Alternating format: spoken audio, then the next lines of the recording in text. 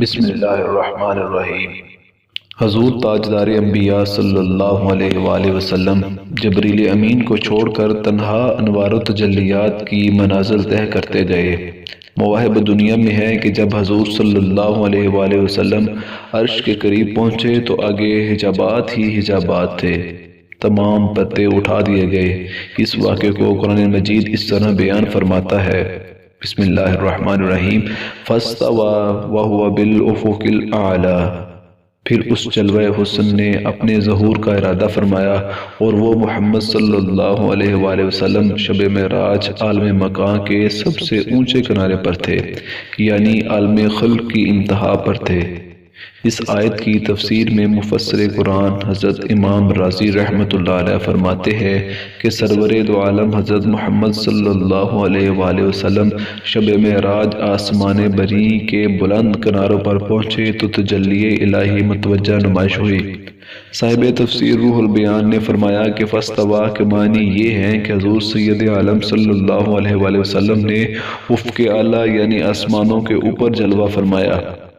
پھر وہ مبارک گھڑی بھی آ گئی کہ پیغمبر اسلام حضرت محمد مصطفیٰ صلی اللہ علیہ وآلہ وسلم حریم الہی میں پہنچے اور اپنے سر کی آنکھوں سے عین عالم بیداری میں اللہ تعالیٰ کی زیارت کی۔ قرآن مجید محبوب اور محب کے اس ملاقات کا منظر ان دلکش الفاظ میں یوں بیان کرتا ہے، ثم دنا فتدلی فکان قاب قوسین او ادنی۔ پھر وہ رب العزت اپنے حبیب محمد مصطفیٰ صلی اللہ علیہ وسلم سے قریب ہوا، پھر اور زیادہ قریب ہو گیا۔ پھر جلوہ حق اور حبیب مکرم صلی اللہ علیہ وسلم میں صرف 2 کمانوں کی مقدار کا فاصلہ رہ گیا۔ صاحب روح البیان فرماتے ہیں کہ حضور صلی اللہ علیہ وآلہ وسلم اللہ تعالیٰ کے قرب سے مشرف ہوئے، یا یہ کہ اللہ تعالیٰ نے اپنے حبیب کو اپنے قرب سے نوازا۔ روح البیان، جب حضور سرور کونین صلی اللہ علیہ وآلہ وسلم بارگاہ الہی میں پہنچے تو ارشاد فرمایا، فَأَوْحَى إِلَىٰ عَبْدِهِ مَا أَوْحَى۔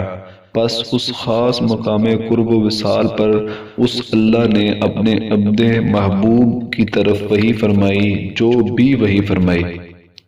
حضرت امام جعفر صادق رضی اللہ عنہ فرماتے ہیں کہ یہ وحی اللہ تعالیٰ نے براہ راست اپنے محبوب کو ارشاد فرمائی، درمیان میں کوئی وسیلہ نہ تھا۔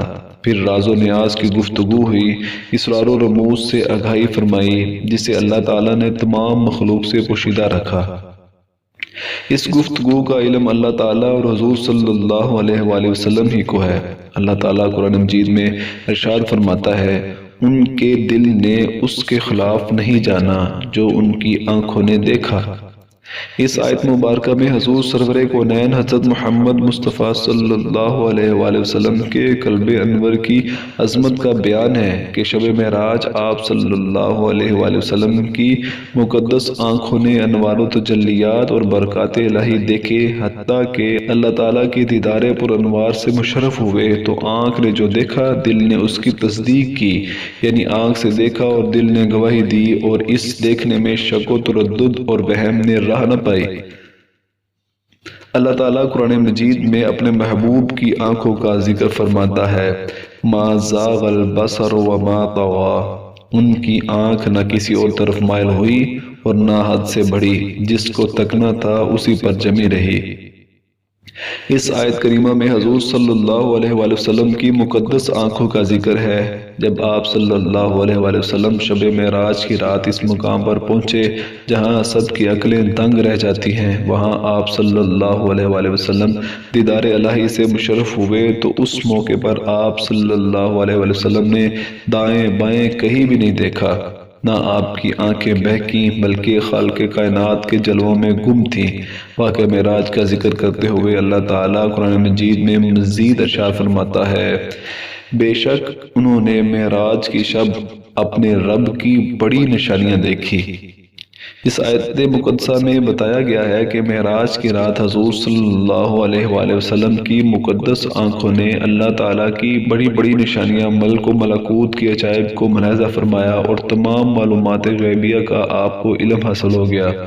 رسول اللہ صلی اللہ علیہ وآلہ وسلم نے ارشاد فرمایا، میں نے اپنے رب کو حسین صورت میں دیکھا، پھر اس نے میرے دونوں کندھوں کے درمیان اپنا ید قدرت رکھا اس سے میں نے اپنے سینے میں ٹھنڈک پائی اور زمین و آسمان کی ہر چیز کو جان لیا۔ سبحان اللہ، کیا شان ہے میرے آقا کی۔ ایک موقع پر مزید ارشاد نبوی صلی اللہ علیہ وآلہ وسلم ہوتا ہے، میں نے اپنے رب کو اپنی آنکھ اور اپنے دل سے دیکھا۔ دیدار الہی کا ذکر ایک اور حدیث میں اس طرح فرمایا، میرے رب نے مجھ سے کلام فرمایا اور میں نے اپنے پروردگار کو اپنی سر کی آنکھوں سے دیکھا اور اس نے میری طرف وحی فرمائی۔ حضور صلی اللہ علیہ وآلہ وسلم کے صحابہ کرام رضوان اللہ علیہ اجمعین حضرت انس بن مالک رضی اللہ عنہ اور حضرت حسن رضی اللہ عنہ فرماتے ہیں کہ شب معراج حضور صلی اللہ علیہ وآلہ وسلم نے اپنی سر کی آنکھوں سے اللہ تعالیٰ کی ذات کا مشاہدہ فرمایا۔ حضرت ابن عباس رضی اللہ عنہ فرماتے ہیں کہ اللہ تعالیٰ نے حضرت ابراہیم علیہ السلام کو خلیل، موسیٰ علیہ السلام کو کلام اور حضرت سید المرسلین صلی اللہ علیہ وآلہ وسلم کو اپنے دیدار کا اعزاز بخشا۔ حضرت امام احمد رضا رضی اللہ عنہ نے فرمایا کہ میں حدیث حضرت ابن عباس رضی اللہ عنہما کا قائل ہوں کہ حضور صلی اللہ علیہ وآلہ وسلم نے اپنے رب کو دیکھا۔ حضرت خواجہ حسن بصری رضی اللہ عنہ قسم کھاتے ہیں کہ حضور اکرم صلی اللہ علیہ وآلہ وسلم نے شب معراج اللہ تعالیٰ کو دیکھا۔ فخر دو عالم حضرت محمد صلی اللہ علیہ وآلہ وسلم کو شب معراج اللہ تعالیٰ نے 3 تحفے عطا فرمائے۔ پہلا سورۃ البقرہ کی آخری 3 آیاتیں ہیں جن میں اسلامی عقائد، ایمان کی تکمیل اور مصیبتوں کے ختم ہونے کی خوشخبری دی گئی ہے۔